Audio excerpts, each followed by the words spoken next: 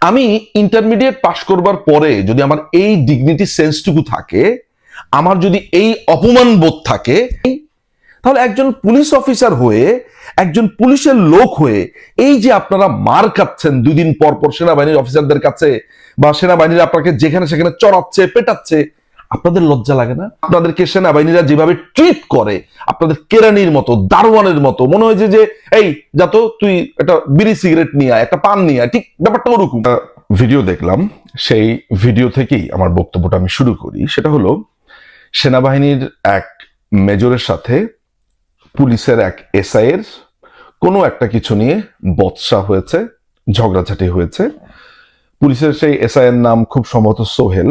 তিনি সেনাবাহিনীর মেজরকে বলছেন যে আপনি এভাবে কথা বললেন কেন, আপনি আমার কাজে হস্তক্ষেপ করলেন কেন, আপনি আমার গায়ে হাত দিলেন কেন, এই ধরনের। সঙ্গে তার স্ত্রী ছিলেন।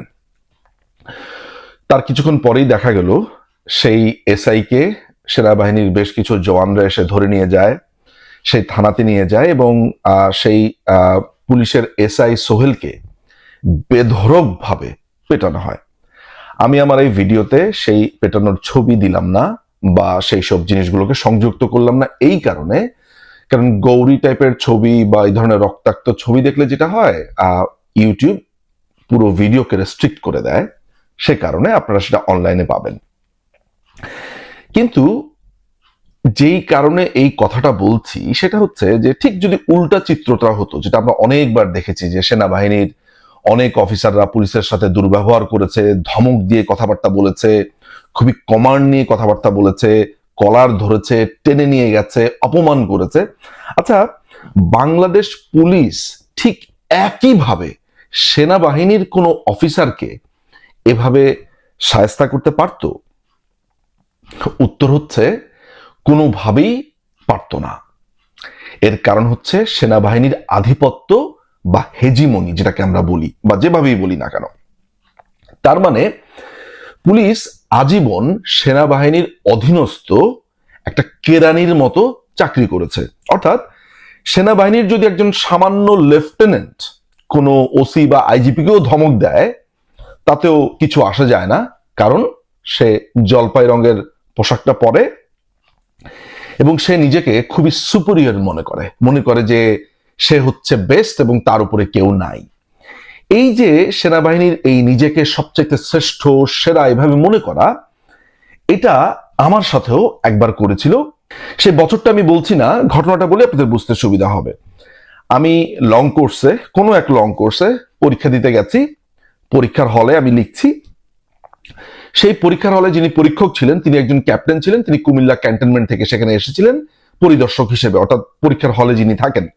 তো পরীক্ষার হলে তিনি এত কথা বলছিলেন যে, এই তোমাদের এতক্ষণ লাগে নাকি, মাত্র 20 মার্ক পেলেই পাস হয়, তারপরে এই তুমি এই জামা পরেছো কেন, এই তুমি এই শার্ট পরেছো কেন, এই তুমি এইভাবে চুল আঁচড়াচ্ছ কেন, স্মার্ট থাকতে হবে, এই ধরনের নানান কথা তিনি বলে বেড়াচ্ছেন। পরীক্ষার হলে এরকম চলা অবস্থাতে আমি তার দিকে কয়েকবার তাকালাম এবং আমার খুব বিরক্ত লাগছিল। মনে হচ্ছিল যে মুখ ফুটে কিছু একটা ধুম করে বলে ফেলবো এখন।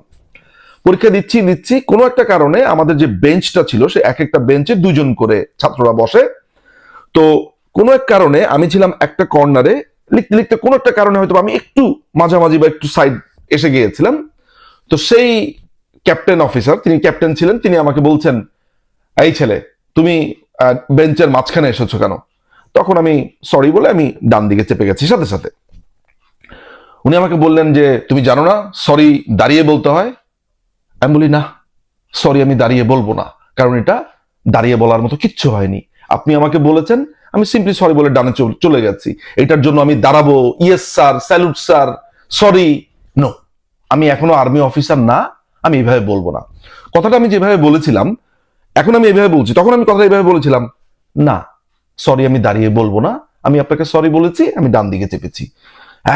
সে একদম দানবের মতো এরকম জাম করে আসলো, কাঁধে র্যাঙ্ক, ক্যাপ্টেন, নিজেকে কি না কি হনু ভাবলো। তো আমি পড়াশোনা করেছি ঢাকা রেসিডেন্সিয়াল মডেল কলেজে। আজীবন আমার এই প্রাউডটা ছিল যে আমি বাংলাদেশের সবচাইতে অন্যতম শ্রেষ্ঠ একটা স্কুলে পড়েছি।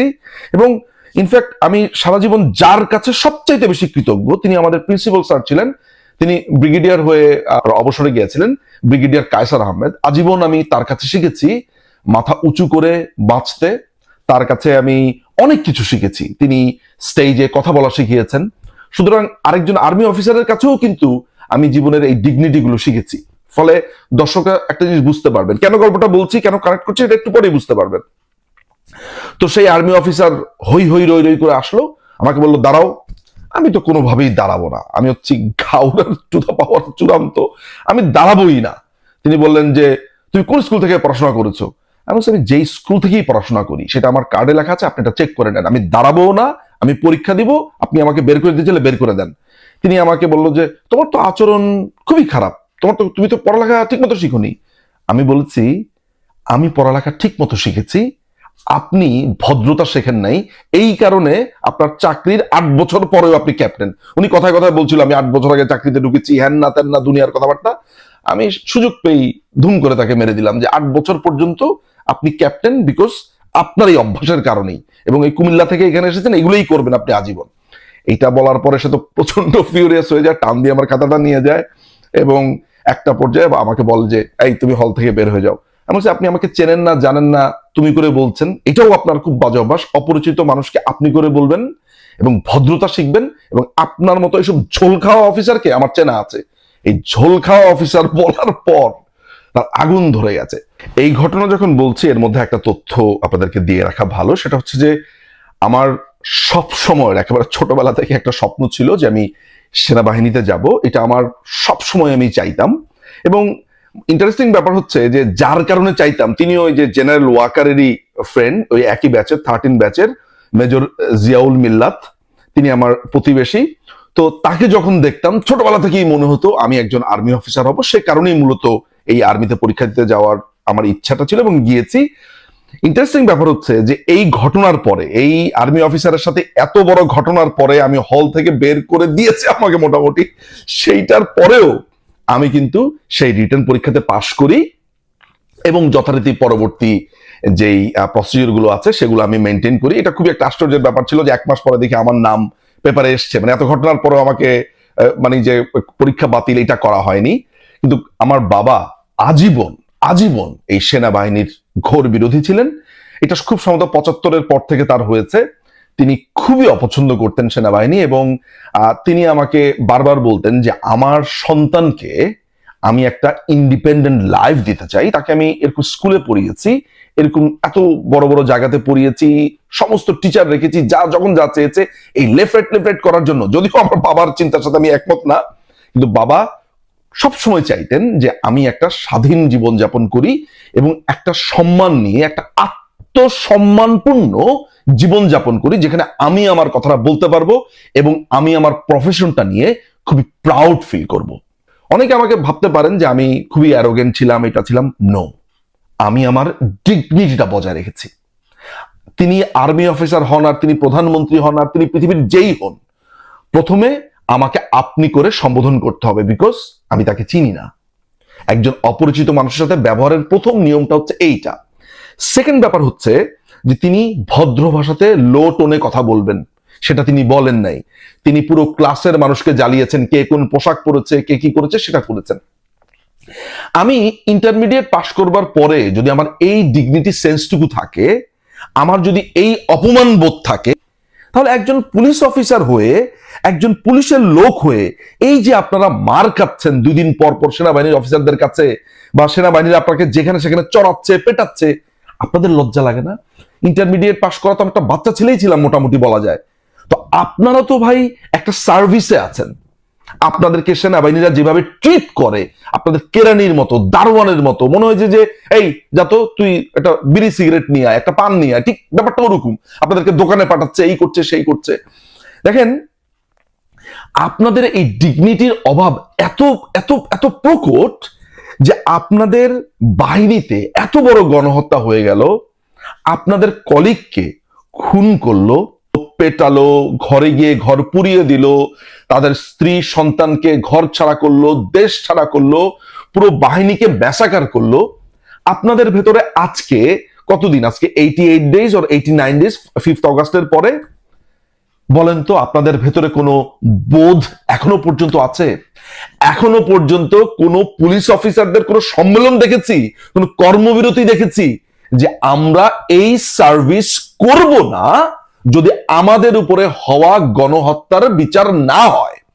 আপনাদেরকে শুধু গণহত্যা না, আপনাদেরকে রাস্তাতে কান ধরে দাঁড় করিয়ে রেখেছে, আপনাদেরকে পিটিয়েছে, জামা কাপড় খুলে নিয়েছে এবং পিটিয়ে খুন করে আপনাদেরকে ওভারব্রিজে ঝুলিয়েছে। কি করতে পেরেছেন আপনারা? আপনারা বহাল তবিয়তে এখনো মানুষকে পেটাচ্ছেন, বহাল তবিয়তে এখনো আপনারা অজ্ঞাতনামার নামে ঘুষ খাচ্ছেন, টাকা খাচ্ছেন। আপনাদেরকে এমন একটা বাহিনী হিসেবে গড়ে তোলা হয়েছে যে আপনাদের মান, অপমান বোধ, ডিগনিটি, আত্মমর্যাদা কিচ্ছু নাই। আপনাদের যে আইজিপি, সে একটিবারের জন্য আপনাদের কলিগদের উপর হওয়া গণহত্যার বিচার চেয়েছে। আমি শুনেছি সে নাকি জেনারেল ওয়াকারের এক ধরনের কেরানির মতো কাজ করেছিল একসময়। চাঁপাইনবাবগঞ্জে সম্ভবত ওয়াকারের কোন একটা জমি আছে, সেটা দেখাশোনা করতো আপনাদের এই আইজিপি ময়নুল, এই কারণে সে আইজিপি হয়েছে। আমি শুনেছি এই কথাটা, এখনো তথ্যসূত্র নিশ্চিত না, কিন্তু কথা হচ্ছে ও তো আসলে একটা কেরানি। ও দেখেছেন না কদিন আগে বলেছে যে ছাত্রলীগ নিষিদ্ধ দল, তাকে এখানে কোন ধরনের সমাবেশ করতে দেওয়া হবে না। একটা পুলিশের আইজিপি এই ভাষাতে কথা বলে? আচ্ছা, আপনাদের ভেতরে ডিভাইডেশন থাকতে পারে, কেউ হয়তো বা আওয়ামী লীগ সমর্থিত হতে পারেন, বিএনপি হতে পারেন, জামাত হতে পারেন, জাতীয় পার্টি হতে পারেন, যেটা সেনাবাহিনীর মধ্যেও আছে, এখন তো এটা খুবই প্রকট। কিন্তু ব্যাপারটা তো দলের না, ব্যাপারটা হচ্ছে পোশাকের, ব্যাপারটা হচ্ছে র্যাঙ্কের। আপনি যে পোশাকটা পরেন, অর্থাৎ আপনার সারাটা সময়, আমি যাকে সবথেকে কাছে পেয়েছি বা বাংলাদেশের মানুষ যাদেরকে, খারাপ হোক ভালো হোক, পুলিশ। কিন্তু এই যে আপনাদেরকে একটা রাস্তার বস্তির ছেলে হিসেবে ট্রিট করা হয়, মনে হয় যে আপনারা একটা তুচ্ছ, অপাংতেও, আপনারা কিচ্ছু না, নাথিং। আপনারা যেন একেবারে মা বাবা ছাড়া এতিম একটা সংগঠন বা একটা বাহিনী। আপনাদেরকে এই যে আপনাদের এসআই এই সোহেল ছেলেটাকে এইভাবে একটা মেজরের কারণে পেটানো হলো, আপনারাই মনে হয় পেটালেন ওই থানার মধ্যে নিয়ে, আপনাদের কলিগরাই। কি করতে পেরেছেন? আপনাদের ভেতরে এই মান সম্মান বোধ কতদিন পরে জাগবে?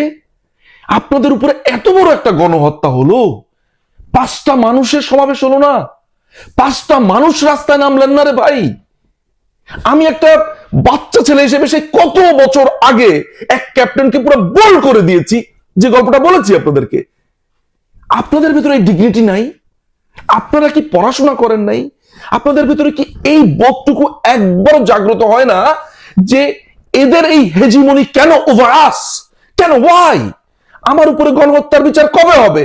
আপনারা কেন কর্মবিরতিতে যাচ্ছেন না? কেন স্ট্রাইকে যাচ্ছেন না? মানে এই জিনিসটা তো এমন না যে আমি বানিয়ে বানিয়ে বলছি। আপনাদের কলিগদেরকে তো প্রায় 3-4 হাজার লোককে মেরে ফেলেছে। এই জীবন যদি এভাবে রাখতে চান, যদি মনে করেন যে এই জীবনটা হবে দাসের জীবন, এই জীবনটা হবে আপনার কেরানির জীবন, আপনি এভাবে ঘুরবেন বন্দুক একটা নিয়ে, ওই যে চাইনিজ 303 নিয়ে ঘুরবেন, জীবনটা যদি এরকম হয়, দাবি তোলেন, আওয়াজ তোলেন যে আপনার ভাই, আপনার বোন, আপনার কলিগের উপরে গণহত্যার বিচার চাই, তা না হলে কোনো সার্ভিস দিব না, কোনো পলিটিক্যাল সার্ভিস, কোনো কিচ্ছু আমরা কিচ্ছু করব না। আমাদের উপরে এই সেনাবাহিনীর এই যে অত্যাচার, এই যে হেজিমনি, এটা শেষ করতে হবে। সেনাবাহিনী আলাদা বাহিনী, আমি আলাদা বাহিনী। এই ডিগনিটি, এই কথা, এই পুরো বিষয়টা তুলে ধরেন, নিজের মান সম্মানকে আপহোল্ড করেন। অনেক ধন্যবাদ।